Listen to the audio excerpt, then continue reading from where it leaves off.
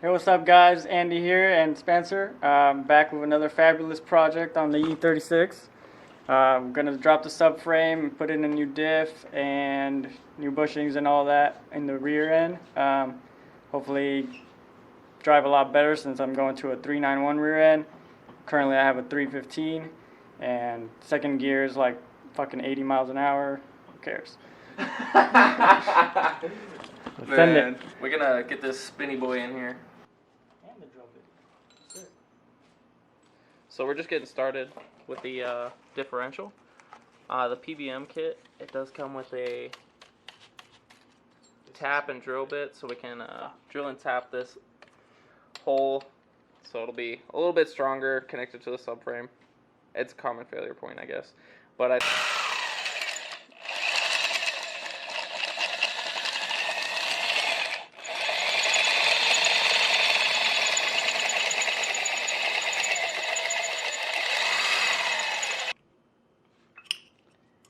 So after a lot of really hard pressing, we finally drilled through it.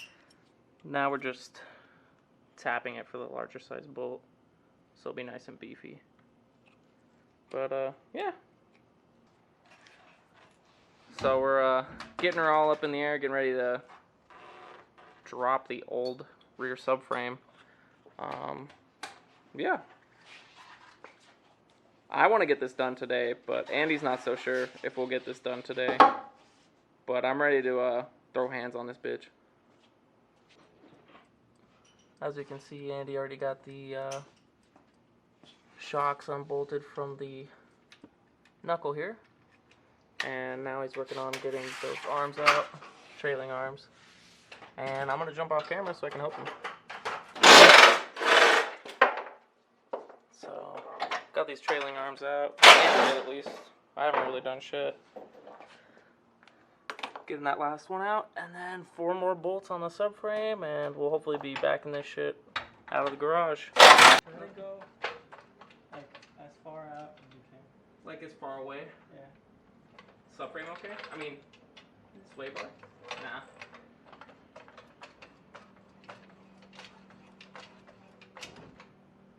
Oh shit, this is hella sketchy, Andy. It's coming out. There you go. That was pretty sketchy. I wasn't filming. Oh well. Yeah. Here she is, guys. Let's get to work taking this apart. We can get your other subframe ready. Oh, that was like really challenging to get out. The 2 front bushings were like stuck on the rod post, like really good, especially on my side, on this side, on the driver's side. We were wrestling it pretty hard. And then she finally just fell on the floor after we got the right leverage on the rear end. The jack wasn't underneath all the way. It was just like sitting like right on the diff. Yeah, the subframe chassis floor looks okay. Looks good in there. I don't see any cracks. These reinforcements, oh yeah, we're doing their job. Yeah, so I'm just checking out the subframe because these crack a lot on all the mounting points. And this is a 95, a late 95, which had the OEM reinforcements done. And it looks like it works, you know, they're not cracked. None of them look cracked or even like really. They look in great shape, honestly, for a fucking 180,000 mile car or whatever. Yeah, sweet.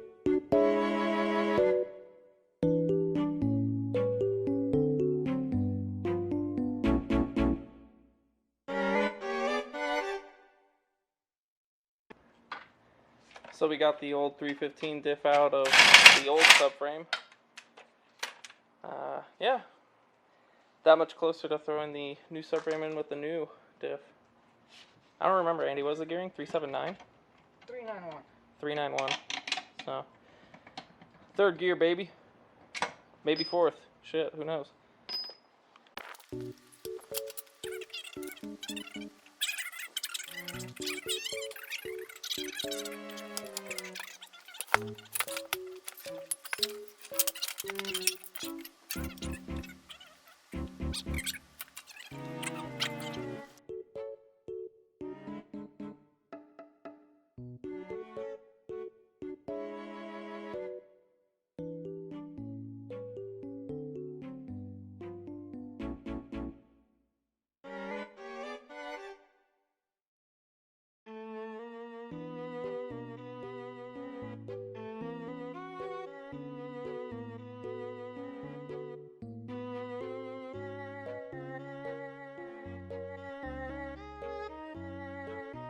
So we got all the arms back attached. Now we just gotta throw the diff back in. Honestly, it was kind of hard because these arms are like really heavy when they're all hooked up like that. But we got it all back together. Hopefully throw the diff in, and then what, Andy? Do you want to put it back in the car if we get the diff in? Yeah. All right. Send it. Fuck it, let's do it. So we're pretty much almost getting the diff in there. We made a big mess. One thing we did off camera is we had to change the stubs out from this M3 diff to this non-M diff. It's super easy. You just kind of get like a flathead in there and they pry out like super easy.